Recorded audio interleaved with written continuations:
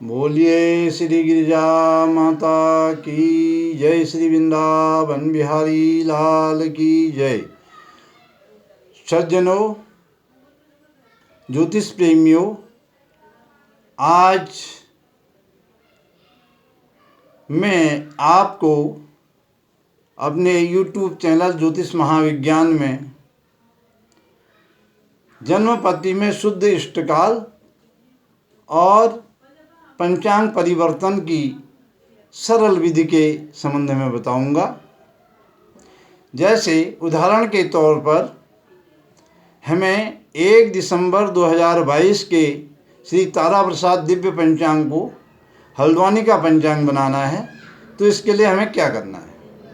सर्वप्रथम हम संवत 2079 के पंचांग की पृष्ठ संख्या 70 पर जाएंगे और वहाँ देखेंगे हल्द्वानी के अक्षांश देशांतर सारणी वहाँ दी हुई है। हल्द्वानी का अक्षांश देशांतर में देखेंगे तो वहाँ पर दिया हुआ है हमारे पंचांग केंद्र से हल्द्वानी का अंतर धन 1 मिनट 32 सेकंड दिया है।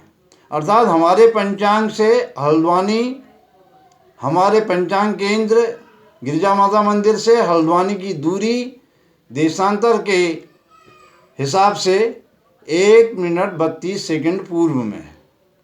अब इस 1 मिनट 32 सेकंड को हम अपने श्री तारा प्रसाद दिव्य पंचांग के 1 दिसंबर के सूर्योदय 6:55 में घटा देंगे। 1 मिनट 32 सेकंड को हम सेकंड की मात्रा 30 से अधिक होने के कारण, आधा से अधिक होने के कारण अर्धाधिके रूपम ग्राह्यम सूत्र से 2 मिनट मान लेते हैं। तो हमने 6:55 में 2 मिनट घटा दिया तो 6:53 हल्द्वानी का शुद्ध स्टैंडर्ड सूर्योदय 1 दिसंबर का निकल आया। इसका सूत्र यह है कि अभीष्ट स्थान का सूर्योदय कम हो तो हमारे पंचांग के घटी पलों में जितने पल का अंतर है उसे जोड़ दें और यदि अभीष्ट स्थान का सूर्योदय अधिक हो तो उसे घटा दें। अब यहाँ पर आपने देखा हमारे पंचांग केंद्र का सूर्योदय 6:55 है और हल्द्वानी का सूर्योदय 6:53 है। अब हमने हल्द्वानी का सूर्योदय 6:53 होने से अंतर की घटी, अंतर के पलों 5 को, अंतर के पलों 5 को यहाँ के तिथ्यादिमान के पलों में जोड़ दिया। उदाहरण के लिए 1 दिसंबर को अष्टमी तिथि का मान हमारे पंचांग में 1 घड़ी 5 पला है।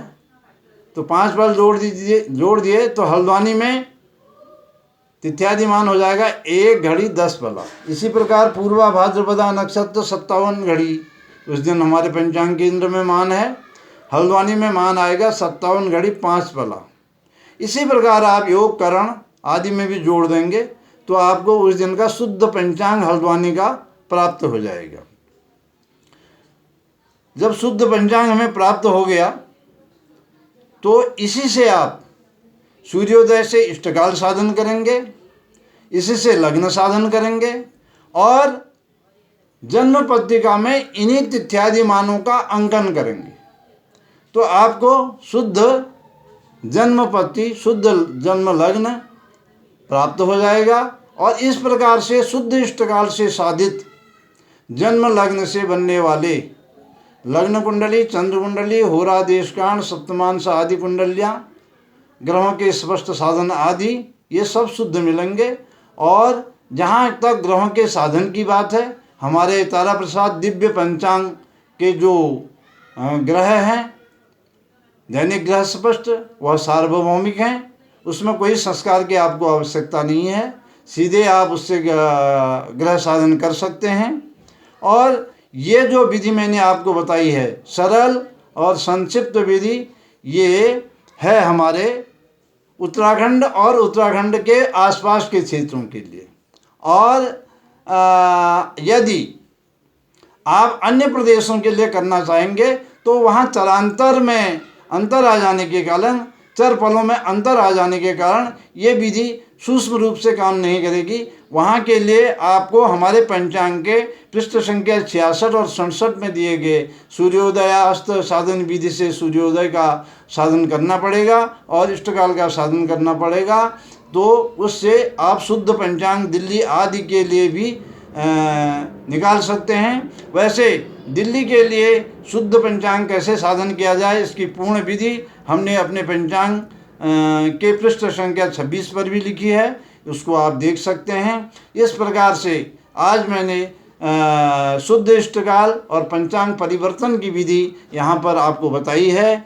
यदि आपको मेरी बातें और मेरे द्वारा प्रकट किए गए अपने अनुभव अच्छे लगें तो आप हमारे वीडियो को शेयर करें, लाइक करें, और अच्छा नहीं लगे तो डिसलाइक भी आप कर सकते हैं, ये आपकी स्वेच्छा है। आगे आने वाले वीडियो में मैं आपको लग्न साधन की विधि और व्रत पर्वों पर एक रूपता क्यों नहीं हो रही है पंचांगारों में, इसके बारे में बहुत ही विस्तार से बताने जा रहा हूँ। आप हमारे वीडियो को देखते रहिए। गिरिजा माता की जय। आप सबको नमस्कार।